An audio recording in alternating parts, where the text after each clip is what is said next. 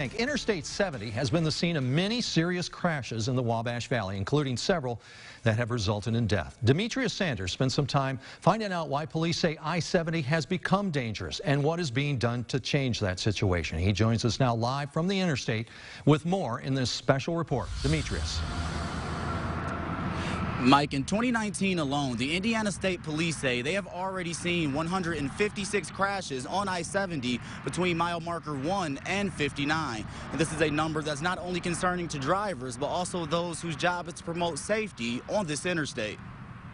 I do know that 70 is one of the most dangerous roads in the nation, so it's not really worth messing with if there is even a little bit of a risk. We avoid it. We usually take 40 just because there's usually a lot of wrecks and a lot of semi-wrecks at that, so we avoid it as much as possible. Since 2017, a total of 1,098 crashes occurred on I-70 between mile marker 1 and 59. Of these collisions, 220 of them resulted in injury, with 11 causing death. According to Sergeant Matt Ames with the Indiana State Police, there are several factors that play into the amount of crashes on this stretch of interstate, one of those being speed. Most accidents that occur out here are contributed to speed as being the #1 contributing factor. People don't realize just going 5 miles per hour that you're 4 times more likely to be involved in an accident, and then you're more likely to cause more damage. While speed is considered the main cause of crashes on I-70, in 2019, distracted driving has made 2 crashes deadly. One were a manual distraction where a driver actually dropped a sandwich. He bent over or reached over to pick up his sandwich, and we looked back up. All of a sudden, traffic was stopped in front of him.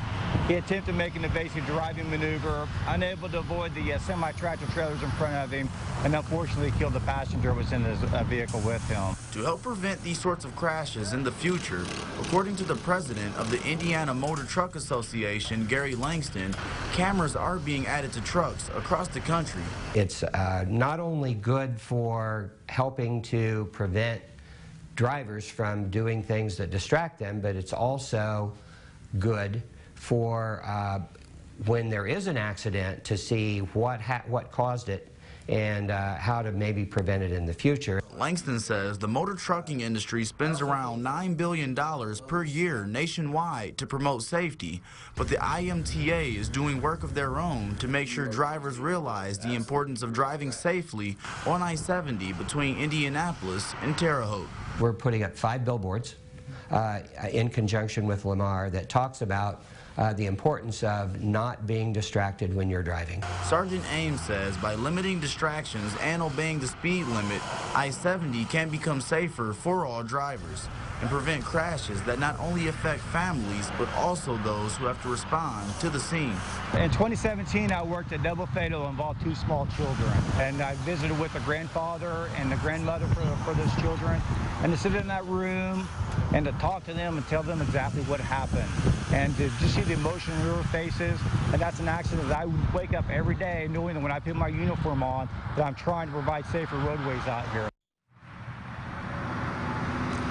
We posted to our social media earlier this week asking our viewers if they feel safe driving on I-70, and a lot of them actually responded back with what they think could make I-70 safer. And one of those suggestions is adding a 3rd lane to I-70. I had the chance to speak with Debbie Calder with West Central NDOT, and she says that it is actually possible to add a 3rd lane onto I-70, but at this time they have no set plans to do this, and it actually comes with a pretty hefty price tag of $10 million per mile. Mike?